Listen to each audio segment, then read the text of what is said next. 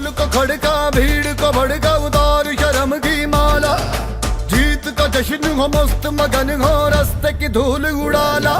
सरस्वती पत्रकार समूह की ओर से अध्यक्ष पद की दावेदारी इस बार मेरी है। इस पैनल का शुरू से एक नारा रहा है, काम किया है काम करेंगे। जितनी पत्रकारों की पिछली बार मदद की थी उससे अधिक हम मदद करेंगे। पत्रकार स्किल डेवलपमेंट या एजुकेशन में चाहते हैं तो उन्हें हम कम रियायती दरों में शिक्षा प्रदान करेंगे। और मेरा लक्ष्य यही रहेगा कि 24 घंटे 365 दिन में अपने पत्रकार साथियों के लिए तन मन धन बल के साथ में जब मुझे वो याद करें या मुझे मालूम पड़ जाए तो उनके लिए मैं मदद के लिए हमेशा खड़ा रहूं। ढोल को खड़का भीड़ को भड़का उतार शर्म की माला जीत का जश्न। हमारे उद्देश्य ये रहेंगे कि इंदौर प्रेस क्लब की जो साख है, जो बरकरार है, जिसको हमारे पूर्वजाओं ने आज तक इसको बनाया है, उसे बरकरार रखना। मेडिकल से संबंधित कोई दुर्दशा या परेशानी उनको हम दूर करने का पूरी तरह से प्रयास करें। मस्त मगन हो रास्ते की धूल उड़ाला और मार मरेंगे पार करेंगे सबको हम कर दे।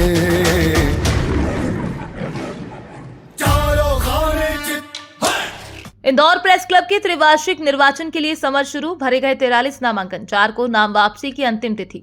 14 सितंबर को होना है मतदान। दीपक करदम, अंकुर जायसवाल और हेमंत शर्मा अध्यक्ष पद के दावेदार। आज चुनाव अधिकारी रितेश इनानी के नेतृत्व में हुई नामांकन प्रक्रिया। खुशनुमा माहौल में भरे गए नामांकन। समर्थकों ने अपने अपने प्रत्याशियों का बढ़ाया हौसला। अध्यक्ष पद के दावेदार दीपक करदम, अंकुर जायसवाल और हेमंत शर्मा ने दी पत्रकारों के हित में अपनी आगामी योजनाओं की झलक। सभी दावेदारों का एक ही लक्ष्य, पत्रकारों के हित कल्याण में हो काम, आवाज हो उन्मुक्त। मुख्य निर्वाचन अधिकारी रितेश इनानी ने नामांकन फॉर्म की आगामी प्रक्रिया की जानकारी दी। पदाधिकारियों सहित कुल 43 प्रत्याशी मैदान में उतरे। इंदौर प्रेस क्लब में सरस्वती पत्रकार समूह की ओर से अध्यक्ष पद की दावेदारी इस बार मेरी है। इस पैनल का शुरू से एक नारा रहा है, काम किया है काम करेंगे। जब इंदौर प्रेस क्लब की 2016 में हमने हाथों में लिया था, जब मैं कोषाध्यक्ष के रूप में था, तो 3,500 रुपए थे, उसको हम लाखों रुपए तक आज हमने पहुंचा दिया है। 21 लाख की एफडी सहित करीब 35 लाख रुपए हमारे पास हैं। हमारा जो एजेंडा था पिछली बार, पत्रकारों की मदद करना, सहायता करना, उनके लिए सक्रिय रहना, हम पूरे सच्चे साबित हुए और हमने वो काम किया। अब भविष्य में हम पत्रकार कल्याण को, जो हमारा 21 लाख का है, हमारी टीम आती है तो हम उसको 50 लाख तक पहुंचाएंगे। जितनी पत्रकारों की पिछली बार मदद की थी उससे अधिक हम मदद करेंगे। लगातार क्रिकेट टूर्नामेंट, बैडमिंटन टूर्नामेंट का आयोजन हुआ, उसको और पत्रकारों को जिम्नेशियम और अलग अलग विभिन्न चीज़ें जुड़ाएंगे। कहीं ना कहीं हम जो पत्रकार स्किल डेवलपमेंट या एजुकेशन में चाहते हैं तो उन्हें हम कम रियायती दरों में शिक्षा प्रदान करेंगे। वहीं जितनी हमने पत्रकारों की मदद की थी, जितना हम कर पाए थे, उससे कई गुना अब इस बार हम करेंगे। पहली बात तो मैं ये चुनाव लड़ नहीं रहा हूँ, चुनाव में खड़ा हुआ हूँ। अध्यक्ष पद के लिए उम्मीदवारी कर रहा हूँ मैं, और मेरा लक्ष्य यही रहेगा कि 24 घंटे 365 दिन में अपने पत्रकार साथियों के लिए तन मन धन बल के साथ में जब मुझे वो याद करें या मुझे मालूम पड़ जाए तो उनके लिए मैं मदद के लिए हमेशा खड़ा रहूं। और मैं चाहता हूं कि इंदौर प्रेस क्लब और इंदौर प्रेस क्लब की जो प्रतिष्ठा है उससे दिन रात आगे बढ़ाते रहूं। मेरा सबसे पहले एजेंडा यही रहेगा कि जो मेरे पत्रकार साथी हैं उनकी आर्थिक मदद कैसे हो जाए। आज हम देखते हैं कि किसी को 5,000, 10,000, 15,000, 20,000, 25,000, 50,000 रुपये तनख्वाह मिलती है, उस तनख्वाह में उसका गुजारा नहीं होता है। तो हम सबसे पहले उसके लिए आर्थिक योजनाएं लाएंगे कि अपनी पत्रकारिता करने के साथ में वो किस तरीके से आर्थिक उसकी मदद हो जाए। वो इसके अलावा भी क्या क्या काम कर सकता है।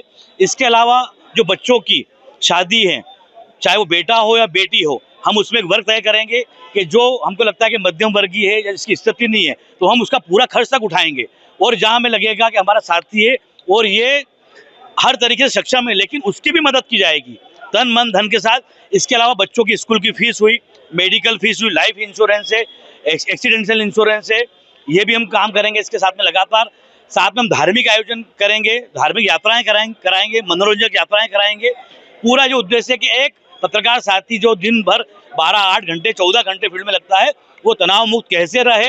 और सबसे पहले हम उसके दोस्त बनेंगे, हम अध्यक्ष नहीं उसके दोस्त बनेंगे कि वो हमारे अपने सुख दुख की बात खुलकर हमसे शेयर कर सके। क्योंकि हम देख रहे हैं कई दिनों से, कई सालों से कई साथी आत्महत्या कर चुके हैं। तो सबसे पहले हमारा रोकथाम ये रहेगा कि आदमी खुल के बात करे, वो नहीं करे। उसके मन में ये बिल्कुल नहीं आना चाहिए कि अगर मैंने किसी को बताया तो या तो व्हाट्सएप पे आएगा या अखबार पे आएगा। इस परंपरा को तोड़ेंगे कि वो खुलकर हमारी बात रख पाए, अपने सामने अपना सुख दुख रख पाए। तो उसकी हम पूरी तरीके से 24 घंटे 365 दिन मदद करेंगे। देखिए, इंदौर प्रेस क्लब का ये त्रिवार्षिक चुनाव है उसकी आज से शुरुआत कही जा सकती है और आज मैंने अध्यक्ष के रूप में नामांकन दाखिल किया है और केवल अध्यक्ष के रूप में मैंने नहीं, मेरी एक पूरी टीम है जो मेरे साथ में खड़ी है। 13 लोगों की हमारी पूरी पैनल है।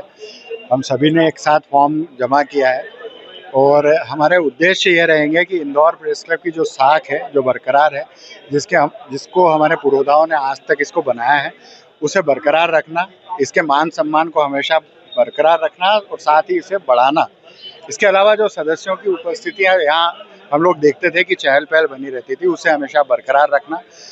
केवल सदस्यों के लिए नहीं, उन सदस्यों के परिवार के लिए, उनके बच्चों के लिए स्किल डेवलपमेंट के कई प्रोग्राम्स हम लोगों ने शुरू करने का पूरा मन बनाया है।